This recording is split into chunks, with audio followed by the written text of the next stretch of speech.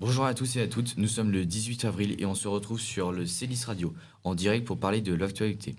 Je vous laisse avec Maëlys et Louise pour discuter d'un sujet qui fait beaucoup parler en ce moment. Maëlys, pouvez-vous nous parler un peu plus des JO? Bonjour à tous. Effectivement, c'est un sujet qui revient beaucoup en ce moment, car comme vous avez pu le constater hier, le décompte était de J-100 avant les JO. Jeudi dernier, une fuite d'eau a été repérée dans le centre aquatique olympique de Saint-Denis. La fuite se situe apparemment au niveau des panneaux solaires de surface. D'après le journal L'Équipe, cet incident n'inspire aucune inquiétude pour le moment, et encore moins le président Emmanuel Macron, d'après une interview. Et vous pouvez vous en douter, avec toutes ces installations qui doivent se faire le plus rapidement possible, ce n'est pas le seul problème. Je vous laisse avec Louise qui va vous en parler plus précisément.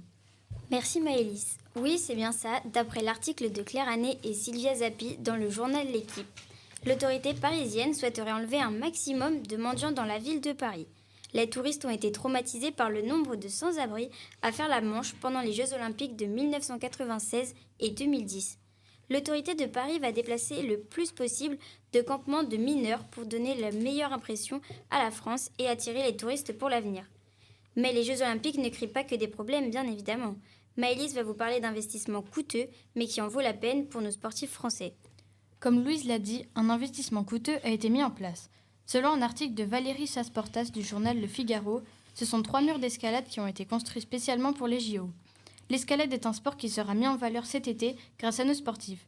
Et il se pourrait peut-être aussi que l'on puisse gagner pour la première fois dans cette discipline une médaille. On l'espère tous, mais pour le savoir, rendez-vous cet été dans notre capitale. Merci et attention à ne pas tomber sous peine de vous blesser, car en ce moment, il y a eu énormément de blessés. Héloïse et Louane vont nous en parler de ce qui s'est passé cette semaine. Merci Sacha, bonjour à tous. Oui, c'est bien ça, je vais vous parler d'un meurtre d'un article du journal Ouest France qui s'est déroulé en 2021. Nous, le procès a débuté le 10 avril 2024. Monsieur Tahir Abakar, âgé de 23 ans, est jugé pour avoir porté 3 coups de couteau au niveau de la cage thoracique de Youssouf Souleymane, le soir du 4 septembre 2021. Les faits se sont déroulés au boulodrome Rivoli à La Roche-sur-Yon. Le journaliste M. Sacha Martinez nous explique que l'ex-copine de Youssouf témoigne qu'un de ses amis l'avait appelé pour lui dire qu'il avait embrassé sa copine de force. Youssouf veut s'expliquer avec Tahir Abakar pour laver son honneur, mais une bagarre éclate avec un couteau. Plusieurs armes blanches sont d'ailleurs retrouvées sur les lieux.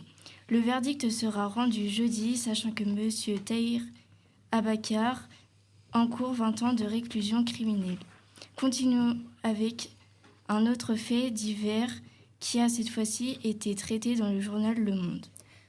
Oui, exact. En ce moment, de plus en plus de trafics de drogue ont lieu en France. Dans l'article du journal Le Monde, Antoine Albertini et Thomas Saint-Touran nous l'ont très bien démontré. Le 7 avril 2024, un trafic de stupéfiants a eu lieu à Avallon, petite commune près d'Auxerre.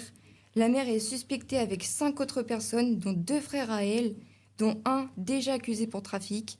Gendarmes et chiens renifleurs ont été engagés pour retrouver la drogue. 70 kilos de résine de cannabis, plus de 950 grammes de cocaïne, plus de 7 000 euros et une vingtaine de lingots d'or ont été retrouvés. Apparemment, seulement 2 lingots seraient vrais. Seulement le cannabis aurait été retrouvé dans une des maisons appartenant à la maire d'Avallon. Avallon est actuellement une zone rurale avec de plus en plus de trafic. Article 11 dans le journal Le Monde, je cite « Avallon n'est pas un territoire plus concerné qu'un autre, mais il s'inscrit dans la dynamique actuelle des zones rurales et périurbaines où sévissent désormais les trafics de stupéfiants. La maire d'Avallon aurait-elle trahi sa commune ? » Merci beaucoup. On se rappelle que la drogue est mauvaise pour la santé. En parlant de santé, la ministre de la Santé Catherine Vautrin est allée à l'hôpital de Paul-Brousse pour parler de la mort assistée. La ministre énonça la phrase suivante. « Ce n'est pas un droit nouveau, ce n'est pas non plus une nouveauté, mais plutôt une réponse éthique aux besoins d'accompagnement des malades. » Voilà ce qu'ont écrit Emmanuel Galéron et Agnès Leclerc dans le journal Le Figaro. Alors que dans le Ouest France, le rédacteur en chef Philippe Boissonneau donne son avis sur un éditorial s'intitulant « Fin de vie, quel progrès ». Son avis est assez partagé. Il trouve que ceci est une bonne idée pour les malades en fin de vie, mais il pense qu'il y aura trop de contraintes, comme qui décide, que peut-on mourir, ou encore comment. Dans le même journal, le sujet est traité une nouvelle fois par Karine Jolin, qui explique que le sujet passa au Conseil des ministres, et par François Blaude, qui explique qu'il y aura de plus en plus de règles par rapport au sujet.